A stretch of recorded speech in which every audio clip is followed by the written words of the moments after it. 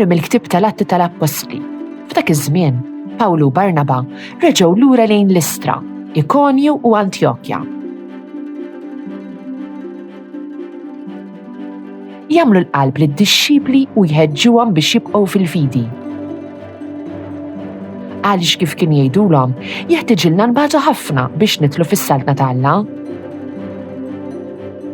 Għamlulhom ukoll presbiteri f'kull knisja u bit-talb u s-sawm ħallewhom f'idejn il-mulej li fih kienu hemmnu. Imbagħad għaddew minn Pisidja u ġew fil-Panfilja wara li xandru l-kelma f'Perġja niżlu għat-Talija. Minn hemm marru bil-baħar lejn Antjokja lejn kienu bagħtuhom u rrikmandawhom f'idejn il-grazzja ta' Alla għax-xogħol li temmew. Meta waslu, laqqaw il-membri tal-Knisja u għadu jarfuhom b'dak kollu li Alla għamel magħhom u rewhom kif fetaħ il-bib tal-fidi għall-pagani. Imbirek ismek għal dejjem mulej. Twajjeb u ħanin il-mulej, idum biex jadab u kollu tjieba. Twajjeb ma' kulħadd il-mulej, tjubitu fuq kull ma għamel. Imbirek ismek għal dejjem mulej. Kull ma għamilt, irodlok ħajr mulej, iberkuk il-bib tiegħek kollha. Is-seb tas-saltna tiegħek ixandru, fuq is-seta tiegħek jitkellmu.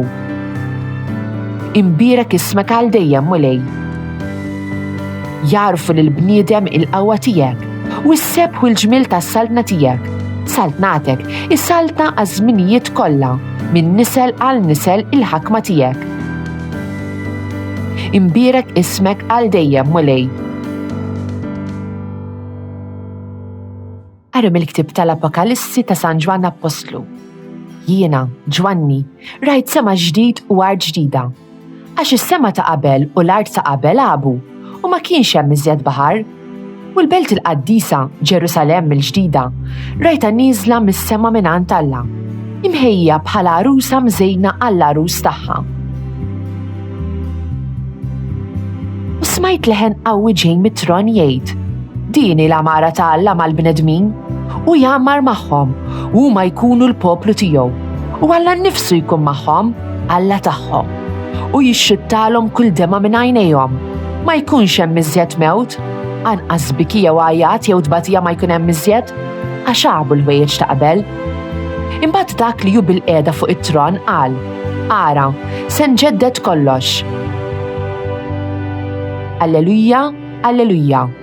Nagħtikom kmandament ġdid jgħid il-mulej li tħobbu lil xulxin bħalma ħabbejtkom jien. Allelujja, Allelujja. Qari mill-Evanġelju skont San Ġwann.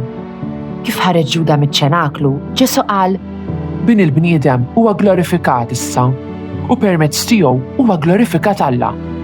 Jekk Alla huwa glorifikat permezz ta' bin il-bniedem, Alla wkoll permezz tiegħu innifsu għad jigglorifika lilu u tal-waqt jigglorifikah. U lidi, ftit ieħor se ndum magħkom, nagħtikom kmandament ġdid li tħobbu lil xulxin. Bħalma ħabbejtkom jien, hekk ukoll ħobbu intom lil xulxin. Min dan jaraf kulħadd li intom dixxipli tiegħi, jiġifieri jekk ikollkom l-imħabba bejnietkom. Dan hu l-ħames ħadd tal-għid u l-qari tal-lum jitkellem dwar ir-rivelazzjoni ta' dinja ġdida u t-twettiq tal-pjan ta' salvazzjoni ta' Alla. L-istorja ta' salvazzjoni il-istorja tal-imħabba dejjima ta' Alla. Ta' kif hu ma qatax qalbu minnha, imqar jekk kemm minn darba wara l-oħra jaqta' qalbu minn Alla. Alla jiftakar fil-weda tiegħu, il-patt tiegħu ma' Iżrael biex jagħmel minnu l-poplu magħżul tiegħu li jġib id-dawl tiegħu lid-dinja. Ġesu jagħmel patt ġdid magħna, Iżrael il-ġdid. Dan jagħmlu permezz tal-Ewkaristija u l-kmandament il-ġdid. Bħalma ħabbejtkom jien, hekk ukoll ħobbu intom lil xulxin. Din ħaġa intensa aktar milli nħobbu lil xulxin bħalna nfusna. Aħna msejħin inħobbu lill-oħrajn b'imħabba divina, mhux sempliċement b'imħabba umana. Nistgħu nħobbu b'dan il-mod biss għax Alla ħabb hekk lilna l-ewwel. Fl-aħħar ta' żmien, is-saltna ta' Alla qatt tasal fil-milja kollha tagħha. Fl-Apokalissi, Ġwanni jikteb dwar din id-dinja ġdida, sema ġdid u art ġdida. Is-sema u l-art jingħaqdu flimkien f'belt ġdida li Ġwanni jsejħilha Ġerusalemm il-ġdida. Dan hu post fejn Alla jgħix mal-poplu tiegħu fejn għad nkunu ħielsa minn niket u tbattija li jiġu midnub. Aħna kollna tama f'dan iż-żmien tal-għid għax id-dinja ġdida bdiet. This Maltese translation was produced in collaboration with the Church in Gozo.